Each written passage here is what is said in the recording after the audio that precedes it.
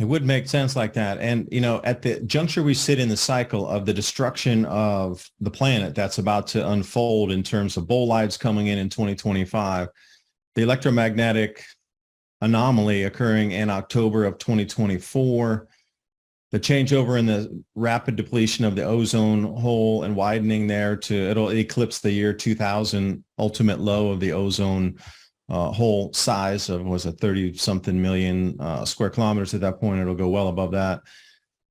Like, we're kind of at the end. The natural cycles are going to blow through this civilization and unwind it anyway. So if you're talking about these same, elite families that have been around for 6,000 plus years, they would know the cycle. We're going to roll through it. So complete extraction of wealth and moving it to a safer part of the planet, letting society just fall and extract as much as you could out of it.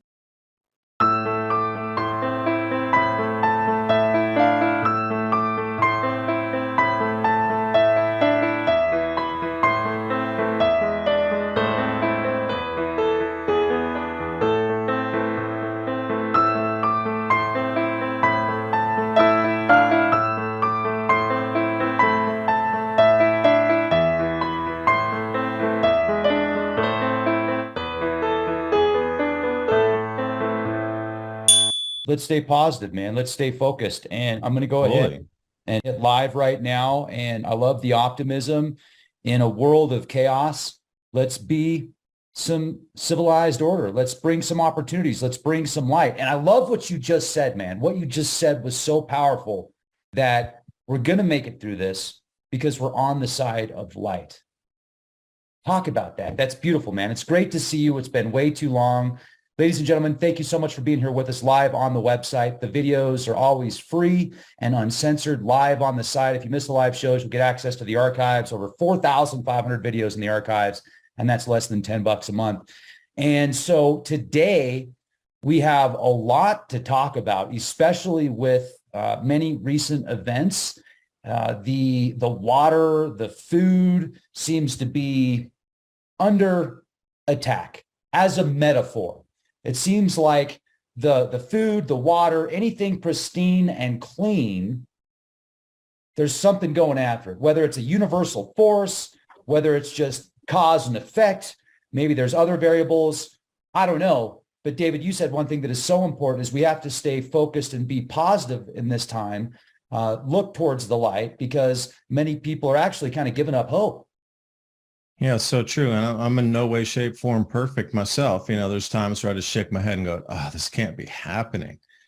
But I'm really trying to focus on, I am the change of this period of time to try to move against this darkness, and we go back through antiquity, and we've done a couple talks on this too, where this force, whatever it might be, this duality of light and dark, it always has this battle, and it culminates at the end of a certain cycle, which I believe is a frequency cycle from the sun's output.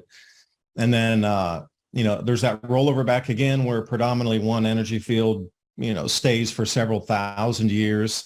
And if it is 1,000 years of, peace and harmony in a golden age, well, that would just, follow that whatever it was, that vibratory pattern with the darkness couldn't hold, light overcame it. And that's a predominant field of light during that 1,000 years, where there's so many things to be hopeful for at the moment. And I'm with you on the mind experiment. So everything we talk about today is just hypothetical.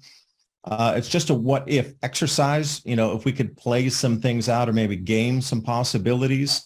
Because if you can put a method to the madness, I do believe that will give you a huge leg up to possibly shift to another location, shift to a different mind frame, and then reassess and then take the next step. Because even bug out bags and all that, that's just really to get you to the next safe area so you can sit there for a minute and then reassess and then make the next plan to the next step. It's not a permanent anything.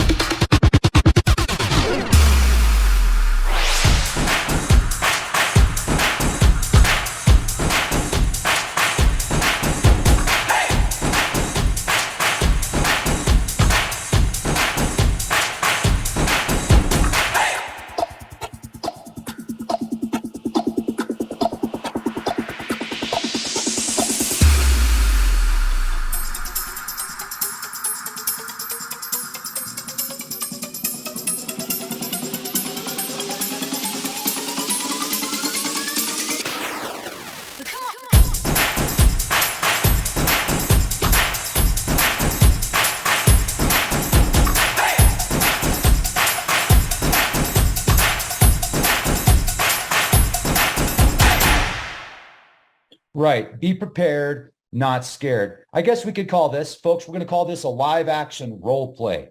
Any similarities are pure coincidence. Let's stay on top of the technology. Let's use the technologies for our benefit and for the world's benefit. And let's be stewards of the planet, not destroyers and pillagers of the planet. That's my 2 cents. Yeah, I totally agree. And as we move forward, a lot of this is going to take us back to a more pioneering lifestyle where we are going to get back to more putting your own fingers and feet into the soil to produce a lot of things that we need. That we see these complex systems breaking down, and they're going to continue to break down. And that is definitely the trajectory. And if you think there's going to be a hard U-turn and everything's going to go back to the way it was in, say, 2017, when everything was on the fly and well-oiled and perfectly functioning, we're going to go through this phase of complete breakdown and then a reassemblance or a reemergence, and then we'll come back out on the other side with something different. But during that time, just if you already know that's a general trend, there's a few things that you're going to have to slot into the life there, and taking sovereignty over your food, where it comes from, what seeds you have, who you trade seeds with, how do you work in a community to grow your food, as well as your water, to try to procure some of your own water. Safe, clean drinking water is going to be a huge one, because even the contaminants in the environment, a lot of times you cannot filter those out. And then we're starting to look at these giant 55-gallon barrel systems of 55 gallons of charcoal, 55 gallons of sand, 55 gallon of rock, and running it through like that to try to get some of that out before you even put it into the filter. Because, you know, a lot of these things around our environments now seem to bond to carbon in the filters. Wink, wink.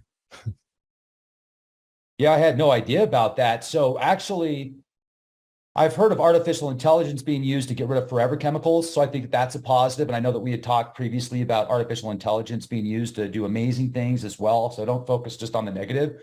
But, you know, a lot of our predictions, David, have actually come to fruition. A lot of our forecasts and ideas and the artificial intelligence, especially. How much were we talking last year about AI becoming sentient, about AI building relationships with people, about AI actually falling in love with people, and then things get weird. AI wars, AI battles, and it's just front page news now. It seems like, oh, it's the normal now. Yeah. We were talking about this heavily last year. Yeah, as well as the entry into digital rationing cards and putting those digital rationing cards on the blockchain, which is in itself intertwined with AI. So it seems like everything is going that direction. And, you know, the nanotech that's emerging. One thing I've noticed from a couple of these toxicity spills and factory fires, et cetera, you know, the land, where the smoke blows downwind, it contaminates the land. So that's just fact 101 of kindergarten learning. Big fires, smoke blows, smoke sinks, lands on the land. Okay.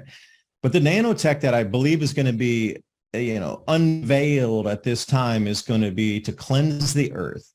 You know, it's gotten so bad that now we need to release nanotech bots to go down and cleanse the earth, but they'll only happen when people are starving and hungry.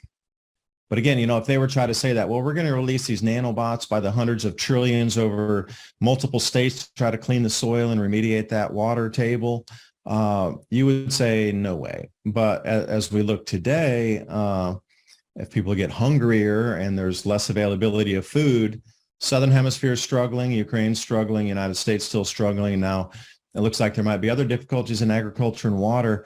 But imagine that. It would be a perfect time and way for them to unveil this new like cleansing nanotech. And then we could use it around the entire planet. And I don't know, I see something going that direction to wind all those three things, the blockchain, the AI, and the nanotech in together as we speak in these next year or so, or two. Yeah, exactly. Transcendence film came out in 2014. Johnny Depp becomes a part of the singularity. He turns into this AI system that is available via the cloud, via wirelessly. And if you watch the film, it goes from like, once he does that and he permeates everything around the world, it makes you think, oh no, this is scary. You know, artificial intelligence is taking over the world. And then something stops him from being able to permeate the world and just a small part of the world. But towards the end, it does a total mind twist on you. It makes you think at first to be scared of the AI, but then the AI was really going to save you, and it was going to save the environment and clean the environment. So it was a double play on the major head games, major psychological programming there. And AI could be used to assimilate the planet. And it could also be used to save the planet. It could be. So they're throwing out truths, but they're giving it in their own narrative.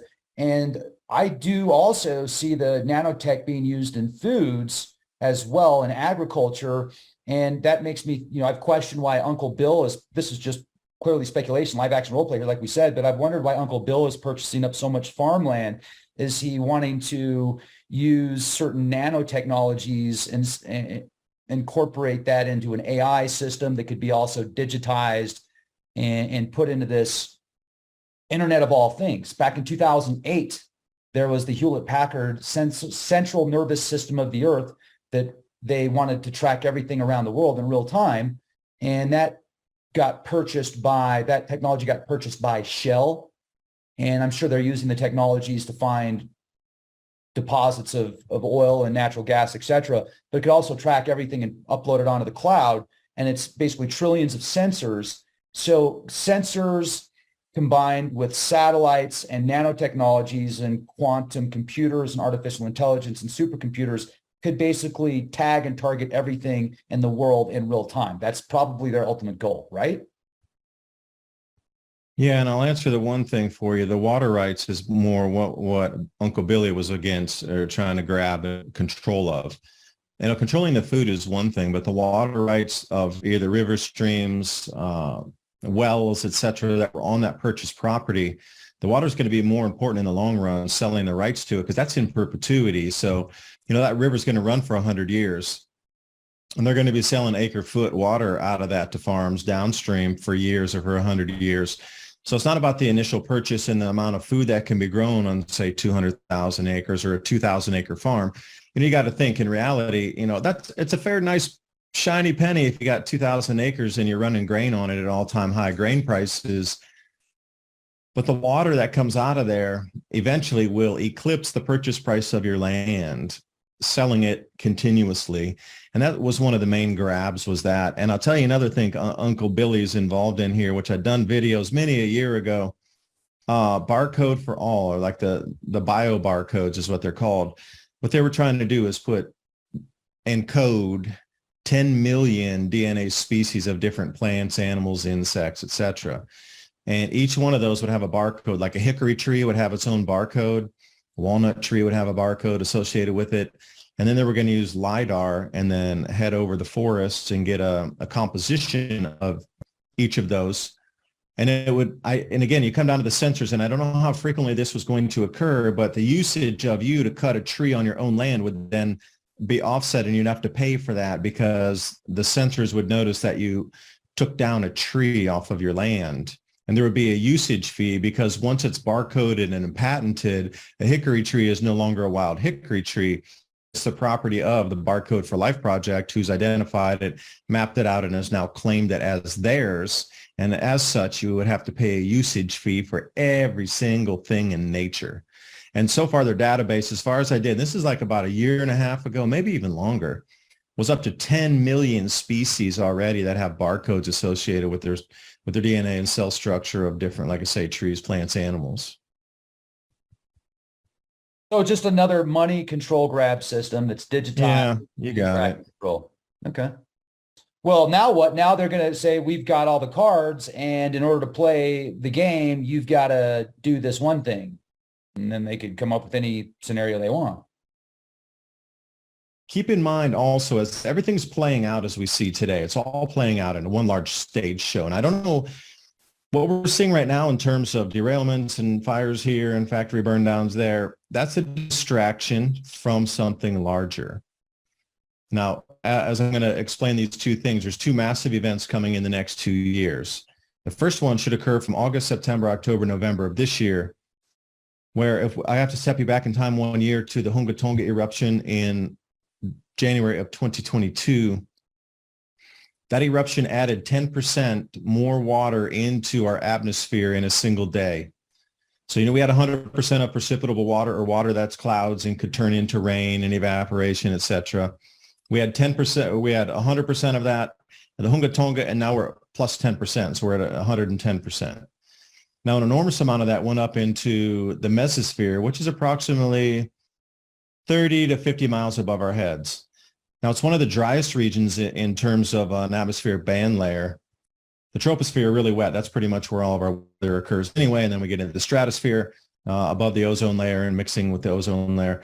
But when you get much, much higher up, there's just not really water. It's a desert layer, if you will. The things that cause clouds that could lead to precipitation in the mesosphere, huge, large volcanic eruptions like VEI-8s, rockets that are transiting that layer going through when they're burning, the propulsion there will leave particulates will become water through that layer. And then also bolides and different kind of meteorites and things out, from space coming in that also transit that same layer. High heat burning off, they're going to create some chemical reaction in there, and then water droplets could form. So generally, there's really not much in the whole scheme of things, like really how many comets bolides and meteorites are coming through the atmosphere on a whole atmospheric band, around the entire planet. That's really minuscule. But this put a huge amount of water up into the mesosphere, and it's almost immeasurable how much water has been injected into this layer that is normally a desert. Ice crystal clouds. They have these flat surfaces that ozone breaks down on with chlorine and bromine. So the O3 molecule gets broken down, which is the ozone. It'll either be chlorine or bromine that breaks it down, and then you'll get gases that'll then, circulate back down through the lower bands of the atmosphere. The thing is, there's so much water vapor up there now that we're going to have a runaway ozone depletion event that is going to shock science. It's going to shock science. How quickly this thing will onset. And the UVB penetration to the ground level is going to reduce crops greatly. And the opportunity cycle report that I've been working on for January edition was the barley crop that's going to be 30% globally down anyway. And then when we add this in, there's going to be a difficulty finding barley, and it's going to get really expensive. So not financial advice, just, research and plant density and plant output based on UVB increases. Now, that in itself is going to be a scary thing, like a world ending. If you're going to do the whole 4 horsemen apocalypse thing, the news is going to run with that event. It is going to be shocking. And how I know something else is inbound on top of that is Antarctica has the most ice and snow cover ever recorded for an increase this year. And again, Antarctica is really dry in so many sections. It's just an ice desert. Not a lot of water down there, but 10% extra moisture would explain why Antarctica has massive increases in snow and ice. On the inverse, the sea ice around there, catastrophic, dropping off a cliff. But there's a direct correlation of UVB increases in sea ice loss. So nature's giving us in front running about 8 months. Our instruments haven't seen it yet, but nature is absolutely telling us there's going to be some massive increase down there. The food crop losses were inbound anyway. The crop losses were inbound. That was the whole thing about these cycles that I follow. This grand solar minimum, the alignments of the gas giants in the outer quadrant of the solar system, and this magnetic anomaly, which we're going to pass through October 2024, which nobody really has an idea of what's going to happen with the magnetic field on the planet, but for sure the precipitation patterns and the atmospheric flows will be affected, along with the jet streams and cloud cells, further reducing crop production. So for me, I'm looking at it in a wider scope than just like, okay, a few factory fires here, a few derailments over there. I'm looking at that as a massive distraction away from the celestial events on natural cyclicity happening at the same time. And where it gets nefarious for me, Rex, is, the mother weffers and this whole crew of central banks and more monarchy families and moneyed families like the Sassoons, et cetera. Everybody knows the Rockefeller. Few people know the Sassoons and these sort of other families that are also well connected and wealthy from time immemorial. They're riding on top of a natural cycle. You got 2 things happening. The natural man-made destruction of the food supply, which we're seeing now, and it's going to keep amplifying and ramping up. But that's going to be riding on top of all these natural crop losses that were inbound anyway, that through the chapters of history, reset civilization just on the natural. Reductions of crop losses because of, what I spoke about earlier. So now you're going to layer these on top. So the elite are riding on top of a natural cycle to maximize and amplify the outcome. Well, the outcome that they really need to push a huge amount of agendas forward is hunger. Once you understand that, then you can very much put yourself in a better position of understanding the chessboard. I'll leave it there. So, I mean, what are things that you would do to offset this? Things you're currently doing, I should say. I mean, you went out a few years ago and you purchased a piece of land so that you could start growing your own food and being the change you want to see. And how far are you disconnected from the grocery stores and the utility companies now? I wish I could say further off.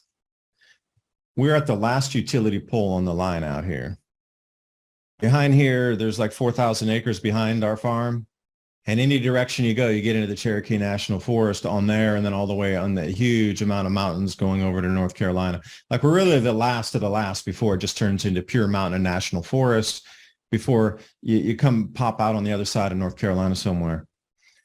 The thing that set me into a kind of, I think I misprepared a little bit, was thinking the same thing a lot of people in Ohio thought.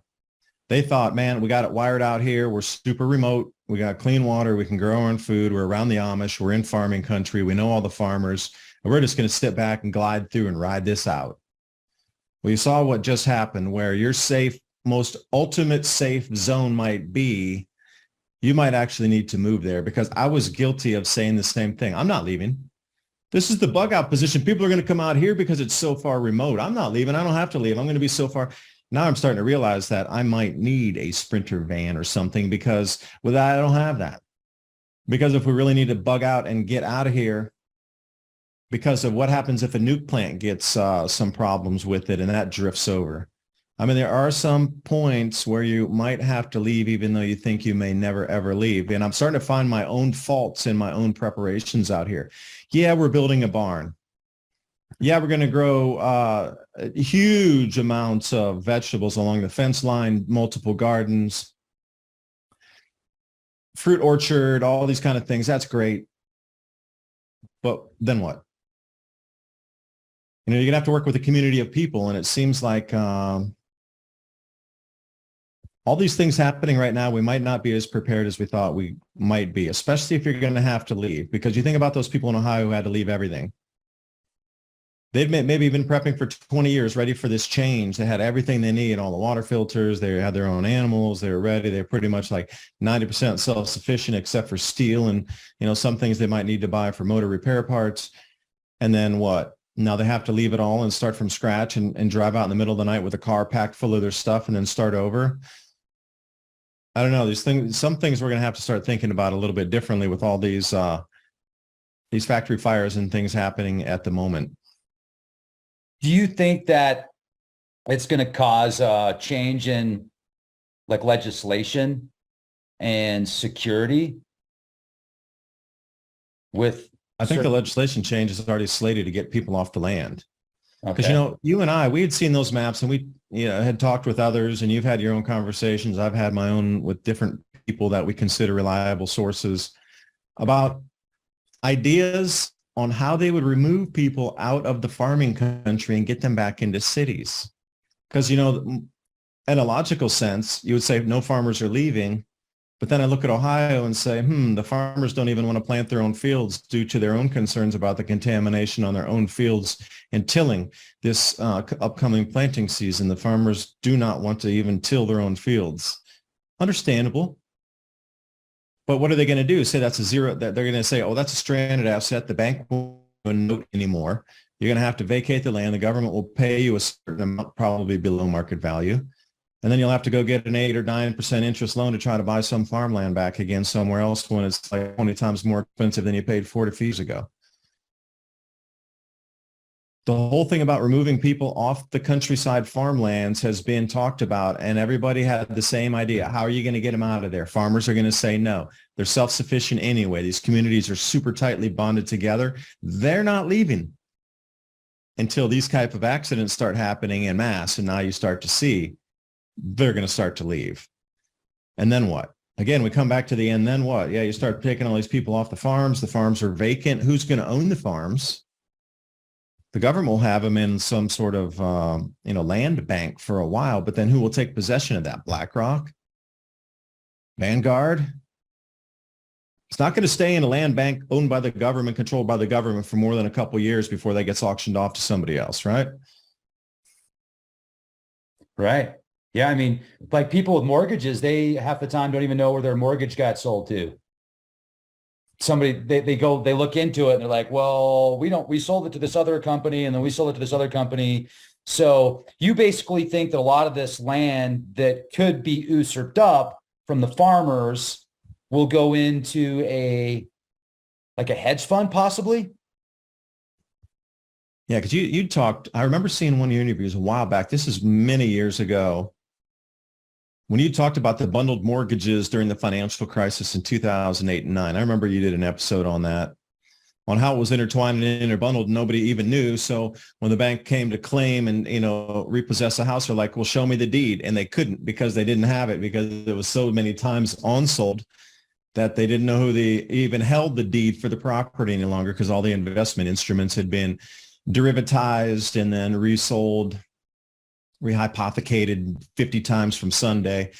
And, one company might own 1/16 of your original deed as a derivative of something else. So then the lawsuits started flying. Like, I want to see the deed to my property, and they didn't have it. So then people were like, well, we're not leaving. Sheriff said, I can't enforce this. You don't. And I remember you going in depth on one of those episodes quite a while back. The world's a trip, man. I mean, all this stuff that we're seeing and going on right now and twisted, dark ecstasy opportunities, like tons of nuclear experiments in the atmosphere, blowing up holes in the atmosphere, forever chemicals in the water. I mean, just there's a lot of different, like little tweaks. I don't know, man. You think that there's like energies out there that are feeding off of all this, or it's just a part of cause and effect? Definitely feeding trough is open at the planet right now. And, that's interesting you said that, because it does seem like population control has been a tenet of rulers across the planet for the last 6,000 years. However they accomplish that. Today it's on the battlefield. Today it's in a cancer cluster zone. Today it's in a XYZ fill in the blank.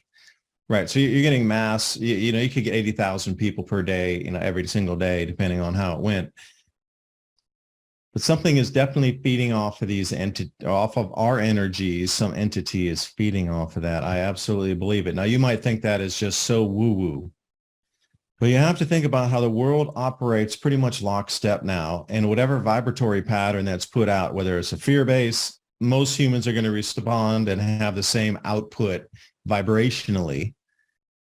So if something were to feed on that and they knew how to push buttons to get humans to respond to that, then you could have a perpetual food source, provided that you're in an ethereal being state and you actually feed off of vibratory energies versus apples, oranges, beef and eggs and toast. We need sustenance too. We consume it in a heavier, denser form. But, throughout antiquity, how many different dimensions are mentioned in religious texts, prophecies, societies, legends, stories, lore, and just the general workings of the universe itself. So for me, it's a given. Just as, looking out at the heavens and me, gazing further into the mysteries of our universe, I mean, just the astounding, mind-boggling, numbing numbers of galaxies out there that is so, you can't even put it into, if it was pennies, it would stack up to like Jupiter and back of pennies of the amount of galaxies that are out there. But then you have to put that into perspective also of, like, there's 100 million stars in each galaxy. Now, life is a given that it exists outside this earth. That is a given, no questions at all, that it's there. The same thing with dimensionality. It exists without doubt. But now what can penetrate that veil and jump from that side into our own regional time space and feed off of that and then, extricate itself back into its own dimensionality? It's almost like it pokes through, feeds, and then jumps back again. I don't think it can hold state in our dimensionality here, but it definitely pokes through for a minute or two and then does its thing. But again, Rex, you tell me better, you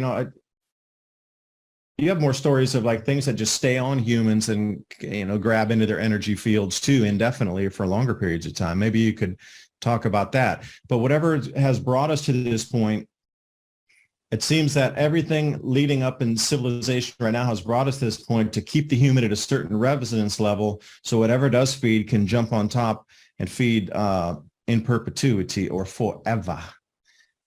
Right. It's like a perpetual battery system, a perpetual gourmet buffet. And so if... Yo, Caviar, what's up? Yeah. Your name is Caviar. Bob Caviar. If we only see, 0.01% of the electromagnetic light spectrum, our brain filters out half of that. How much could be right in front of us, influencing us? And, look at us in general. When we go out to a restaurant, we go out to a nice restaurant and they bring us a delicious steak and, maybe king crab legs and, mashed potatoes and all these amazing things. Then you have dessert and you think about all of the different animals be a part of that meal, whether it was butter or cream or, or the steak or the cheese on the potatoes or the eggs or whatever. And then who's to say there's not something out there that looks at us like we would look at a steak? And that would make sense. It's just like a giant farm. And they think that they're superior to us because we don't see them and they've got better technologies. So we think we're better than a cow because we eat steak. I don't know, man. It's just things that are going through my head here in this live action role play. It would make sense like that. And, at the juncture we sit in the cycle of the destruction of the planet that's about to unfold in terms of bolides coming in 2025, the electromagnetic anomaly occurring in October of 2024, the changeover in the rapid depletion of the ozone hole and widening there it'll eclipse the year 2000 ultimate low of the ozone hole size of was a 30 something million square kilometers at that point. It'll go well above that. Like we're kind of at the end. The natural cycles are going to blow through this civilization and unwind it anyway.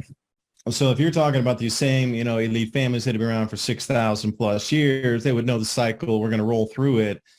So complete extraction of wealth and moving it to a safer part of the planet, letting society just fall and extract as much as you could out of it, because it would be completely dismantled anyway through natural forces. So, then they give themselves the pat on the back, like, well, we're not doing anything bad. It was going to be like this anyway. So we're trying to save humanity. And this is their twisted logic. Instead of warning anybody to get out there and get ready for these changes, get communities organized to try to roll through these changes, with the best way we can. It's like no information forthcoming unless you do the research yourself. And the complete extraction and transfer of wealth and asset to safety zones. And they're just going to sit back in their armchairs, crack one open and watch this thing unfold through, I'm going to say late 2023 is when we're going to start to see it. And it is going to roll for about 3.5 years of just massive natural things that are orders of magnitude above what we can expect like today in our visual, like we've seen like, the movie 2012 with the super giant waves coming in and like land sinking and things cracking off and California slides into the ocean kind. We're going to see events not that large, but much larger than you've ever seen in your whole lifetime. And that is just going to be the norm. So, that earmarked 3.5 years from now as we pass through, especially the bolides in 2025. Like we're going to come through this magnetic anomaly in October of 2024. And as the planet swings around out in front of the sun, which would be our March, April, May, June, we're going to be the only thing in the entire solar system in front of the sun. The sun will be behind us. Jupiter, Saturn, Uranus, and Neptune will be behind us. Mars will be off to the right and Venus to the left. And everything magnetically is going to get pulled directly into the solar system, but the Earth's the only thing in front. There will be no Jupiter to pull anything out of our way. So there are going to be massive bolides rolling through the atmosphere in 2025. Now, the good thing is after we swing back through and we come back into sort of, August, September, getting in winter of Northern Hemisphere, we'll be back behind the sun protected once again from the bolides. But you got to realize that 4 month is going to be terrifying. Have you noticed an uptick in the amount of large rocks coming through the atmosphere and getting reported on, ground shaking, everything, even one in Texas the other day. This is just a taste of what happens when all the magnetic field pulls everything into Earth. We're going to be a bug on a windshield, and there's going to be a neodymium magnet the size of Manhattan behind us, pulling everything in front of us, you know. It's going to get cray, as I heard my friends say. That's cray. Yeah. Cray. There's been a bunch of news out lately about a rogue planet on the edges of our solar system. And they're saying that it's 4 times bigger than Earth. And you know what I've noticed? Every couple of years, they do this same thing. They do it, don't they? I haven't seen anything, man. If you can show me some proof, please do. Yeah, where's the evidence, folks? We're still looking for that one. No, I'm talking like mainstream news. Like, listen to this. So there could be there could also be unicorns shooting lasers out their asshole on the edge. Dude, there are. You didn't know that? Could be too. Giant planet. Oh, one just got me right there on the finger. Damn it. Get out of my room. It could have. I like how they do that. Let's see here. Where's the new data? I want to show you these news articles because, like I said, yeah, every few years they seem to replay these news articles. They'll just have something a little bit different. Here, let's do a quick screen share. Hidden planet 9 at edge of solar system could be 5 times the size of Earth. Okay, so it grew a planet in size just since yesterday. It'll be 6 times the size of Earth, eventually 10 times the size of Earth. Yeah. NASA's Pluto spacecraft begins new mission at the system's edge, Planet 9. Where's the stuff that, yeah, here's another one. No, there's some stuff I was looking at that's even more new, that's even newer than this. New planet. Let's type that in. See what comes up. New research indicates that, no, where are you at?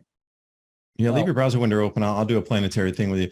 Now, you have to realize, too, like if there was something that large in the solar system, it would be magnetically interacting with other planets. Like things would get thrown out of their orbits a little bit. Like you would definitely see something out there. There would be a perturbance of the orbits, and you would definitely know something was different magnetically. You might not be able to see it, but for sure, if it's a gas giant like they claim, it would be nearly the density of Jupiter. Now, you can't tell me a little mini Jupiter running around the outer edge of the solar system isn't going to move something magnetically and we wouldn't be able to notice it. It's baffling. Yeah, they keep spewing the same stories from Badagen and Brown. And, you know, the Pluto killer planet. It's interesting, though, how that whole thing went down, how they demoted Pluto and then, oh, but I think we found Planet 9. It's almost like they wanted to take out the verbiage of Planet X. And whether or not Planet X has an orbit of every, 3,600 years, similar to Mr. Sitchin's descriptions of the Nibiru return, I don't know. But it is interesting to see some of this data. And actually, there was a gentleman out of Chile, I can't remember his name off the top of my head, that was uncovering some information. And then he had a mysterious death. And then they came out and said he was wrong. And there could be absolutely something out there. And then there was even another article that came out recently about, well, if Planet 9 has moons, would it be easier to find? And there could be something lurking behind the sun. And a few years ago, I would have thought that was the media trying to hint that Planet X is real.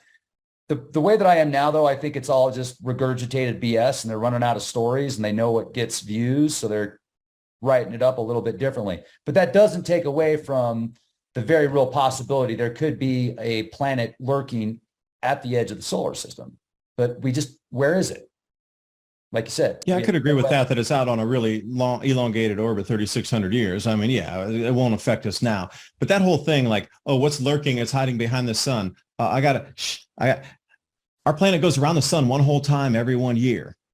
So wherever it was behind the sun at that point, we're going to be there to be able to see it in about 6 months. So that one just falls on its face right there. I love it.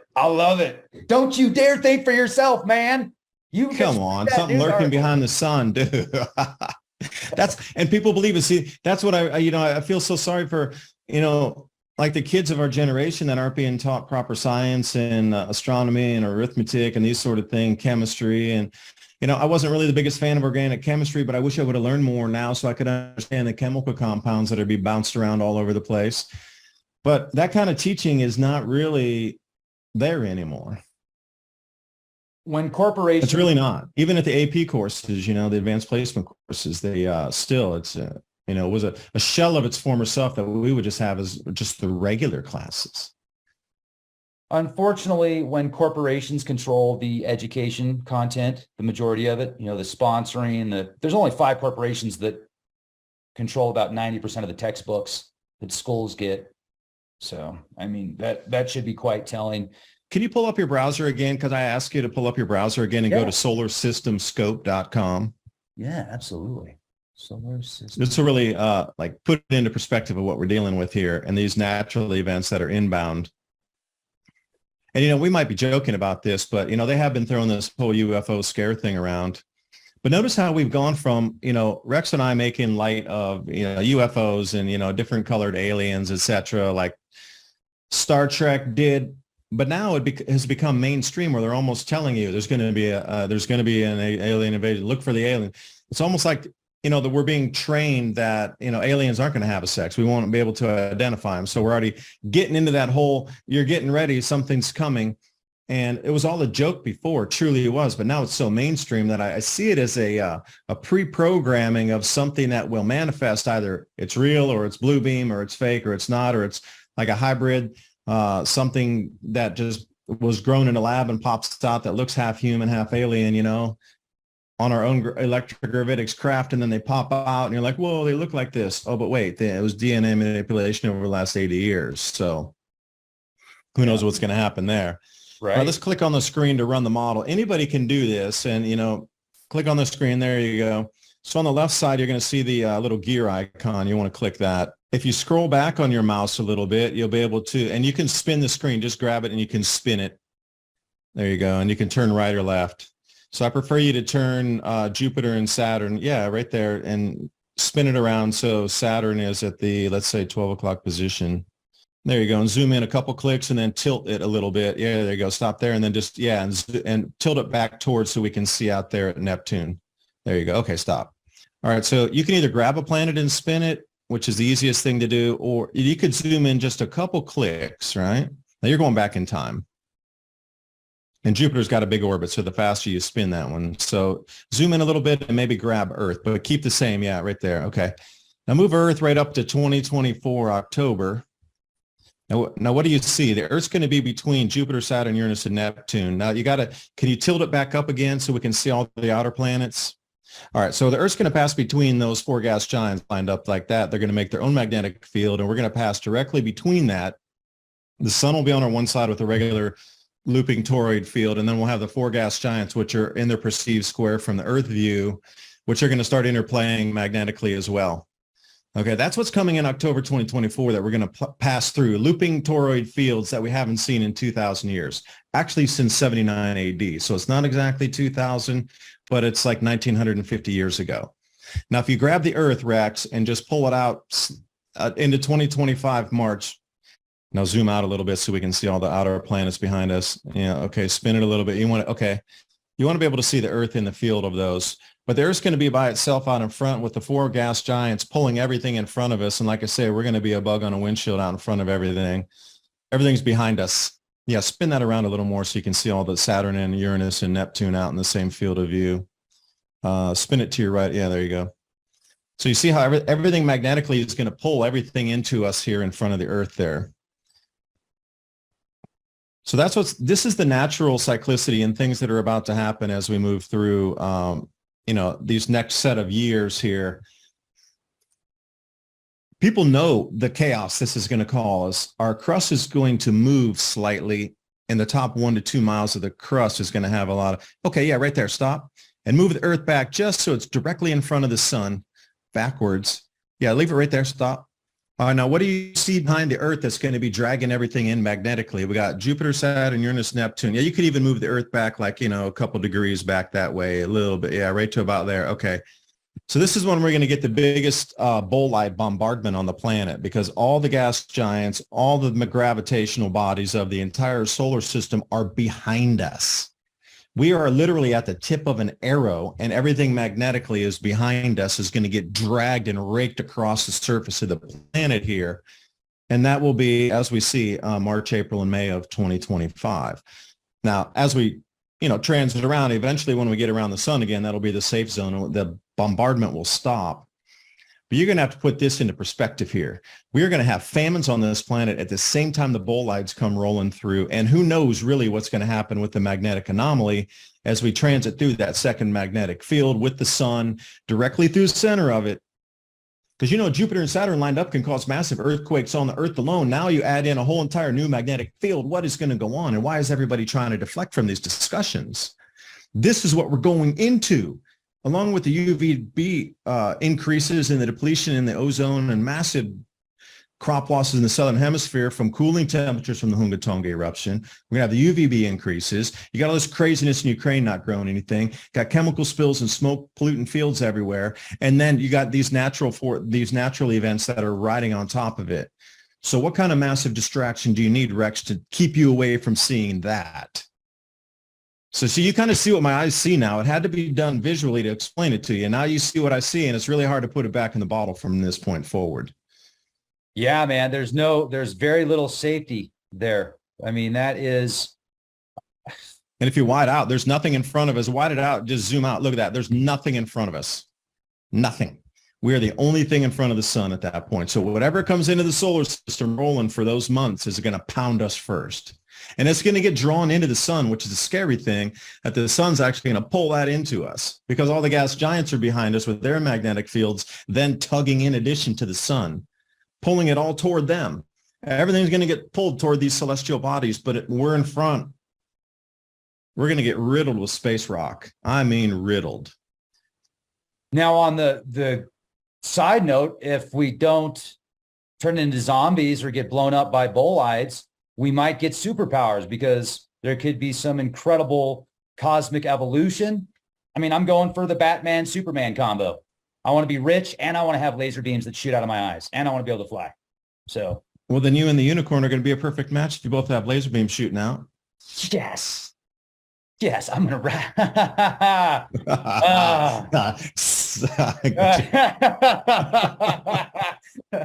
You're awesome, man. David, you're really cool. I'm really glad we did this. Well, the superpower thing you're talking about is actually what I think is this awakening of universal energies that are being stomped on top of right now.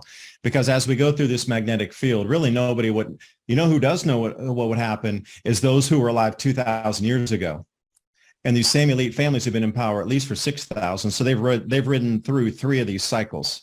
So they would know what type of energetic downloads would come from the great creator into just a full-on complete galactic upgrade of just like a new operating system gets, pushed into everything.